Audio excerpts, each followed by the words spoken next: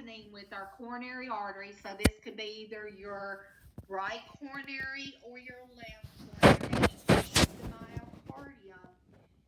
Something is obstructing the blood flow there. But it's a variety of different conditions. Most of our coronary artery diseases are a result of atherosclerosis. So that means something is happening to either your right coronary or your left coronary. There's some type of obstruction that is causing a decrease in blood flow. So you're going to see it could be a narrowing, which is your atherosclerosis, hypertension, or it could be atherosclerosis, which most of your coronary artery diseases are usually linked to. So this is a variety of conditions. So it's either a narrowing or an obstruction of the coronary arteries. In other words, we have a decrease in blood flow. And your coronary arteries are your right and your left that feed the myocardium. So if I have a decrease in blood flow, that means perfusion. Decrease in blood flow, that means perfusion. So that means the myocardium is not receiving enough oxygen. The myocardium does not receive enough oxygen to meet its needs. So what does that tell you? That it's inadequate, right? So it's a decrease in blood flow, which is perfusion. Because sometimes I might just use the word perfusion and not say decreased blood flow. They mean the same thing. Myocardium does not receive enough oxygen to meet its needs. Or I could say that the perfusion is inadequate to meet the needs of the myocardium.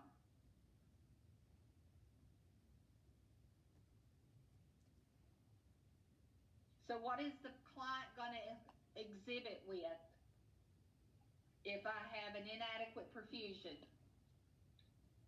Pain. That's right, ischemia. They're going to have ischemia. Get that in mind, okay? Ischemia.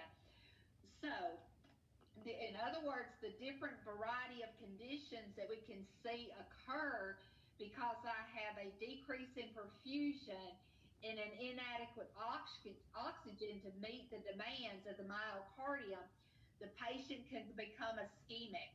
So that can lead into angina. It may cause a myocardial infarction. It may have sudden death.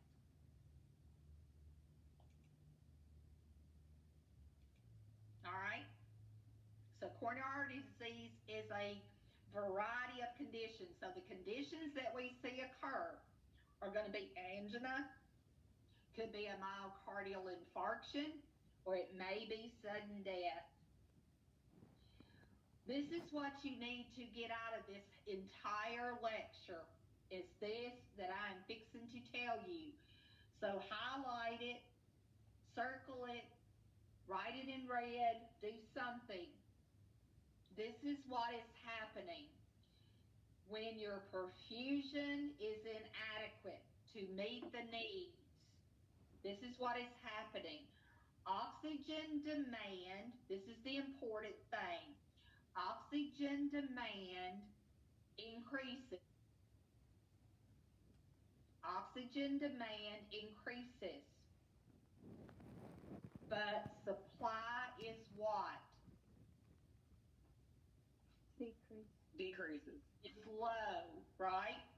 Just put low or decreases, whatever you want to put. So if oxygen demand increases, but the supply is low or decreases, what is it going to produce?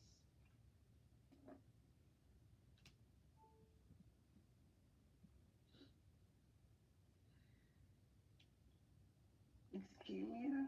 There you go. Ischemia. Perfect. We're going to see ischemia develop.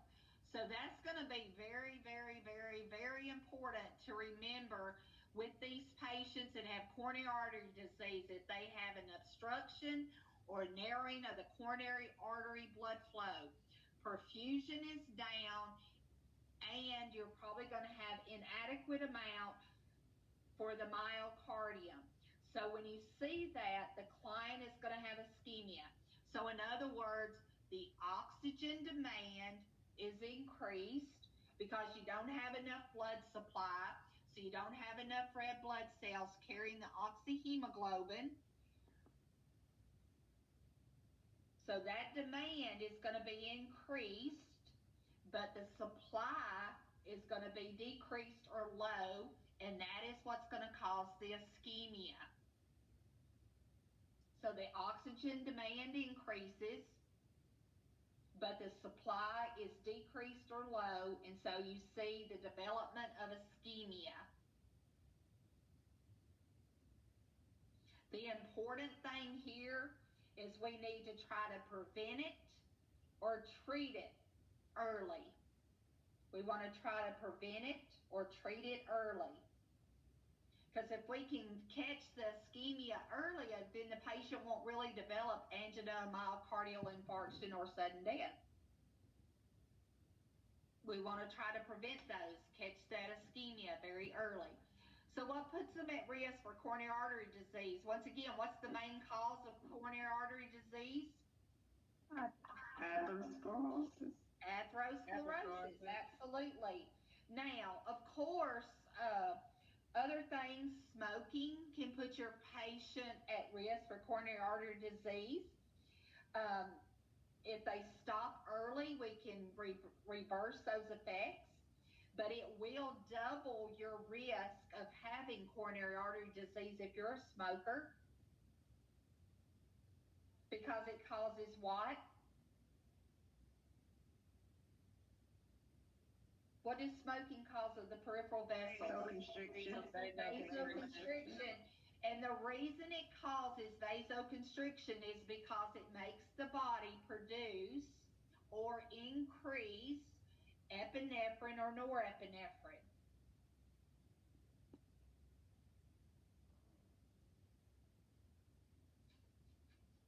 Now, another modifiable risk factor is obesity. Obesity, when we're overweight, we are increasing the workload on the heart. So obesity increases the workload of the heart. So the nice thing that we want the patients to do then is to maintain regular exercise. Also, when you exercise, you actually will increase your HDLs. So when you're obese and you start to exercise, you're going to decrease the workload because you'll start losing weight, and you will increase your HDLs. And guess what else it does? What else is it going to lower? LDL. Your LDL and your blood sugars. If you're diabetic, it will help with that. The other things we look at is stress levels, which a lot of people are under right now. We're getting toward the end of the trimester, so stress levels start going up because we're releasing a lot of catecholamines like epinephrine. And remember, epinephrine and norepinephrine are going to vasoconstrict when you're under a lot of stress. So that's another thing that you can modify. And just remember, the more risk you have, the greater risk for developing coronary artery disease. So if you're a smoker, you're obese, and you have a lot of stress in your life, you're putting yourself more at risk for coronary artery disease. Now, if it is due to atherosclerosis, of course, they're probably going to put you on a low cholesterol diet, and they're probably going to put you on a lipid-lowering agent. And we already talked about all those.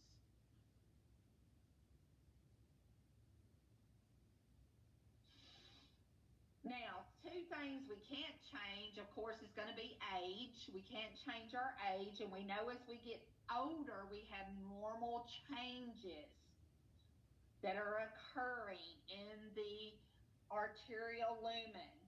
So as we get older, we see normal changes that are going to occur in the arterial lumen, but it's slow. So that means we're going to make more cholesterol, so we can have more blockage there from that. We could lose the elasticity of the arterial lumen. We can see it narrow and become sclerotic just from the calcium buildup. Also, another non-modifiable risk factor is being a woman and being in menopause.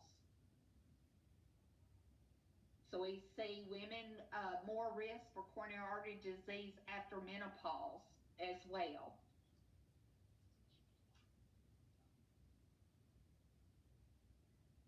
Now I have a question. On this low dose of aspirin here, people only need to take aspirin, a low dose. What do you think low dose means? 81 baby milligrams. aspirin, the 81 Yeah, it's milligrams. going to be the baby aspirin, the 81 milligrams. And the people that have coronary artery disease usually are on this. So why do you think they would be on a low dose aspirin? Is it because it's used as an antiplatelet? Yes, it's used as an antiplatelet to prevent blood clots. It keeps the blood from becoming thick and keeps it nice and thin. So that's the reason they may put people that have coronary artery disease on a low dose aspirin. Very good. All right. So once again, our problem is going to be either it's going to be a partial or a temporary loss of blood flow, so that decrease in blood flow or perfusion. Okay? Once we have that, the myocardium is not receiving enough oxygen to meet its need, so it's inadequate. So the client will have ischemia. So in other words, oxygen demand increases, but the supply is low. So you're going to see the symptom of ischemia develop. Guess what that is? Chest pain called angina. The ischemia that we see when the patient has that demand that goes up and the supply is down, they will have chest pain, which is angina. So for some reason, this person's blood flow with oxygen has been temporarily interrupted.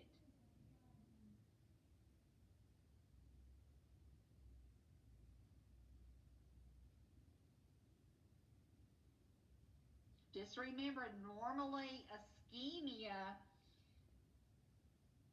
is going to be chest pain. Demand is not equal to supply. My demand is up, my supply is down. Think of one of those medicine scales when they weigh medicine. And if your demand is higher than your supply, then your scale is off, right? Your demand goes up on the side where you got more, you want more, but your supply is just not meeting that demand. So that heart becomes ischemic, and therefore the patient will exhibit with chest pain, or what we call angina. So the patient will exhibit with angina. So what we want to do here, the whole overall goal, what you want to write here, the goal for this patient, improve coronary blood flow. You want to figure out how we can increase the blood flow. We have to improve the coronary blood flow and decrease the myocardial oxygen demand. So that's our strategy for this patient that's having angina. They have the angina or the chest pain because of the ischemia. The, the ischemia is the demand is high and the supply is low. So our goal, improve the coronary blood flow and decrease the myocardial oxygen demand. So now we got to figure out, well, why do people have angina and how do we go about improving the blood flow and decreasing its oxygen demand? So once again, your whole patho of angina, okay, is this ischemia. When your balance is off, you have an imbalance between the myocardial oxygen supply and the demand. Do I need to repeat that again?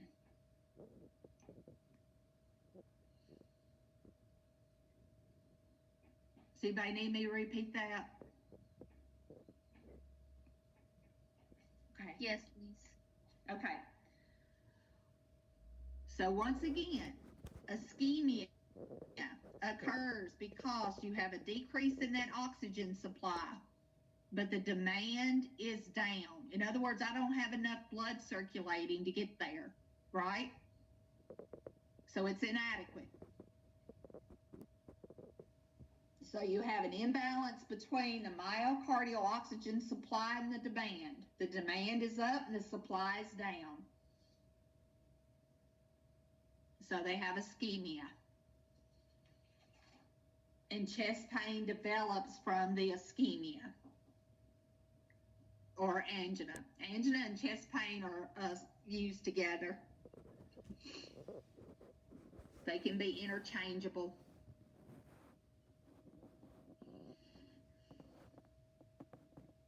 All right, so people can have chest pain when their supply and their demand are off. So if they have coronary artery disease due to atherosclerosis, we're not getting enough blood with oxygen to the myocardium, and so they can develop some coronary artery disease. A vasospasm. If for some odd reason a patient's coronary arteries decide that they want to close up, not because they have a blood clot in them, but because they're spasming, then they will have ischemia. The blood will not flow through that artery and get to the myocardium, and so they have chest pain or angina. Normally, these last about 20 minutes, but they can cause an MI. The other one is valvular heart disease. If we don't have enough blood, cardiac output, because the valves are either stenotic or they're regurgitating where they don't close completely and the blood goes back into the other ventricle, the other chamber, and we don't have enough cardiac output, and the left ventricle's pushing it out into the aorta. If you remember, what comes off of the ascending aorta to feed the myocardium? The both coronary. So if I don't have enough blood flowing forward because of valvular heart disease, then the patient can become ischemic because the demand is up but the supply is low. Same way with hypertension. If the aorta is real constricted, then I can't get the blood in there from the aorta. I have a lot of opposition. I have an increased afterload. And so the blood cannot push up through the aorta at an easy effort. And so there, once again, the patient can develop chest pain because the vessels are constricted and I'm not getting enough blood flow to the right or the left coronaries. And the heart failure, same thing. That if the left ventricle cannot pump the blood, it cannot get into the aorta to the right and the left coronaries to give sufficient supply to the myocardium, and so therefore the demand is up, and so the patient has angina or chest pain due to the ischemia because demand is up and supply is down. So here we are again. This is what it's telling you. We have a narrow blood vessel. In other words, that narrow blood vessels unable to dilate. So that could be a patient that has hypertension.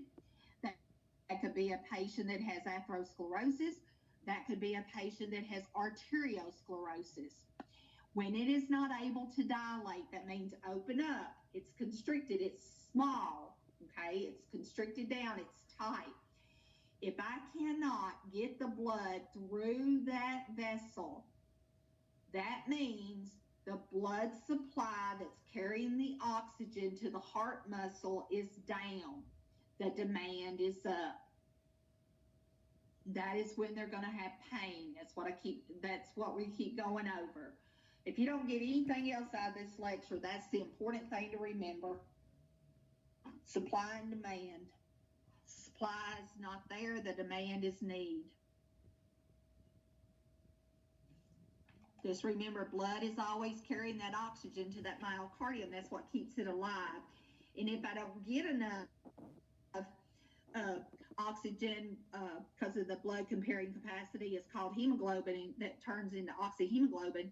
If I don't get that, then the myocardium becomes ischemic, and I have pain. I have chest pain. I have angina. Does everybody understand that? Anybody got a question about that?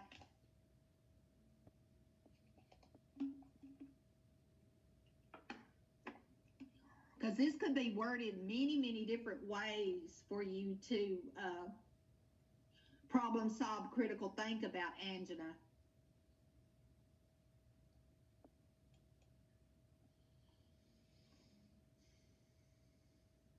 So just remember that chest pain or angina results from myocardial ischemia. And ischemia is demand is great, supply is low. This can develop slowly or quickly. It can last anywhere from 5 minutes up to 15 to 20 minutes. Can develop slowly or quickly. It can last less than 5 minutes, but could be up to 15 to 20 minutes. Once again, inadequate myocardial blood oxygen supply. So once again, demand is up and supply is down. So angina actually can occur with any event that increases its oxygen demand. Angina can occur with any event that increases oxygen demand. What could be something very simple that could increase your oxygen demand that your body might not meet?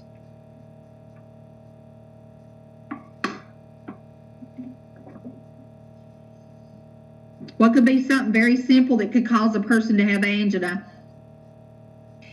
Movement. Absolutely, just movement. Getting up out of the bed to go to the bathroom, then they start having angina. If they have any kind of coronary artery disease. What's it doing to the workload of the heart if we're increasing its oxygen demand and it can't meet it because the supply is too low? Overworking the heart? Yes, the heart is you're going to increase the workload of the heart. So in other words, we're needing more oxygen, right? So there's some times when we need more oxygen, when we do increase the workload of the heart. When would there be some times when we actually do increase the workload of the heart, but our supply and demand can meet each other and we don't have angina? Exercise. Yep. Stress, because if you're going through a lot of stress, not everybody's going to have chest pain. Some people do, some people don't. Intense exposure to cold, because what's the cold air going to do to your coronaries? Constrict them. Yep. And remember, another one that can increase your workload on your heart, but your demand is up, but your supply is able to meet that demand so you don't have chest pain. If you don't have this supply that can't meet the demand, then I have the chest pain. So in other words, if I smoke, if I'm a smoker and I vasoconstrict, I still can have the supply to meet.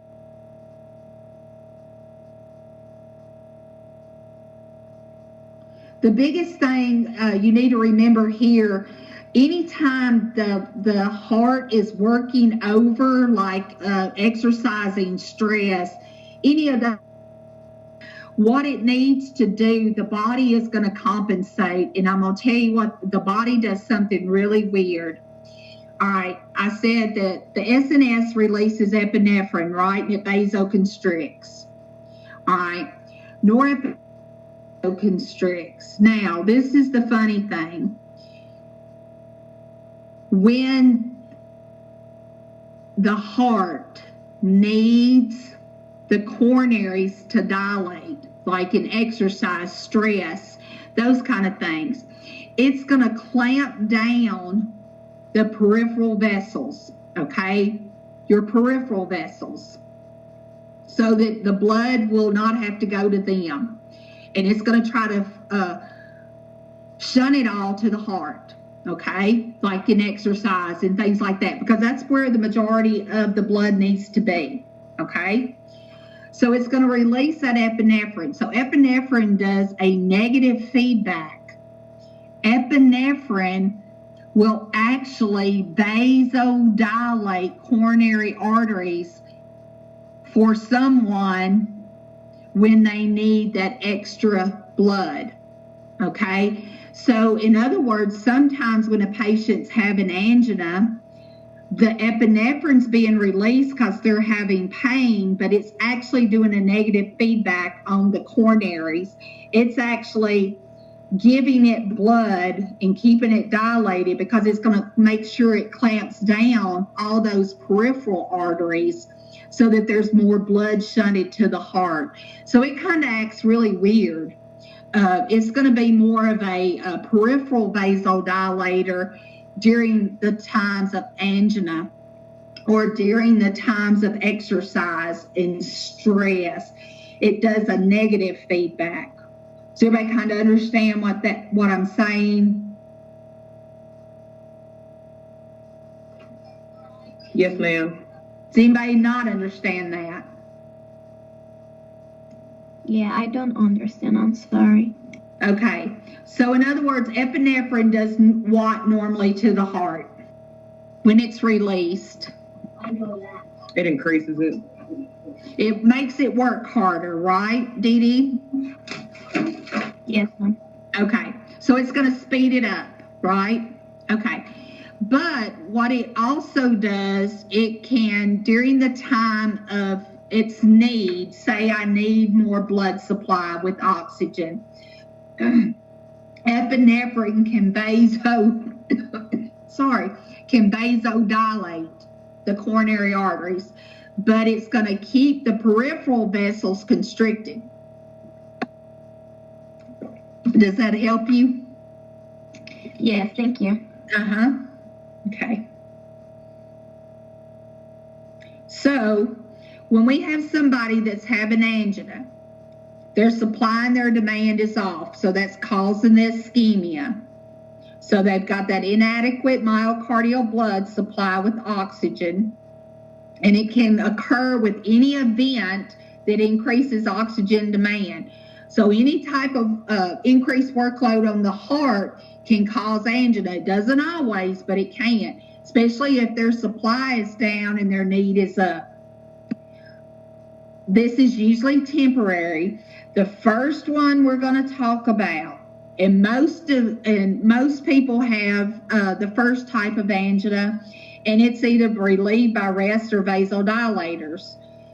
So the first angina that we see people develop or sometimes have is what we call stable angina. It's very predictable. So stable angina is going to be very predictable.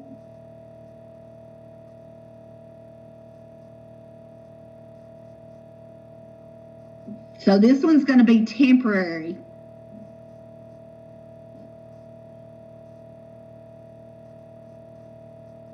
In other words, there's just not enough supply to meet the demand. We've increased the workload of the heart. So we've probably gotten up in the morning to go to the bathroom and we have angina. But as soon as I quit the whatever I'm doing, it goes away. Or it's going to go away by me taking a nitroglycerin.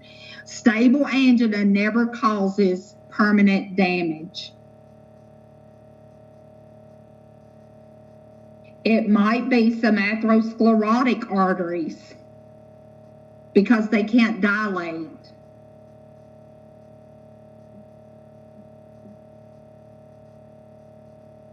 But this one does not cause any permanent damage. Stable does not cause any permanent damage.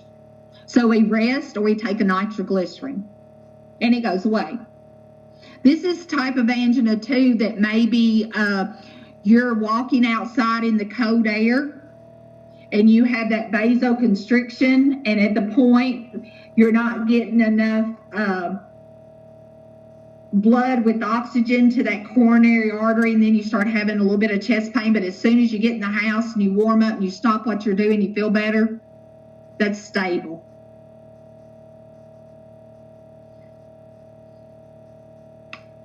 This can last anywhere from 5 minutes to 15 minutes.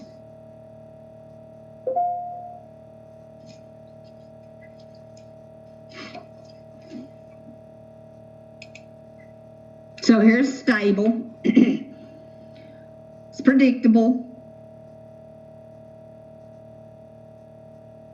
So moderate exertion, and that means like just getting up and going to the bathroom. I have angina. But then I rest, it stops. It goes away. Or if I've had a stable angina, if I've already had it diagnostically diagnosed, then they may have me take some nitroglycerin. I pop a nitroglycerin. It goes away. But there is not going to be any permanent damage from stable. No permanent damage. It can last anywhere from about 5 to 15 minutes. So are we writing what's on the slide on our chart, or? Yeah. Or you can write what I'm talking about, right? However you want to do it.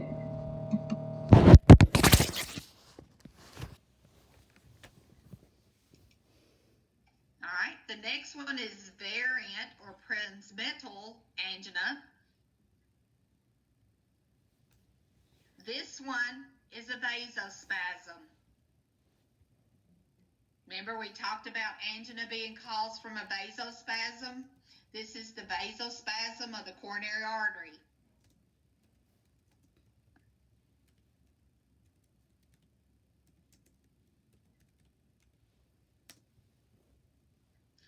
This one usually occurs at the same time each day. So in other words, every day I have chest pain at 10 o'clock. Maybe I'm just sitting there and I have chest pain. It occurs every day at 10 o'clock, or maybe it occurs 10 o'clock at night. Same time every day.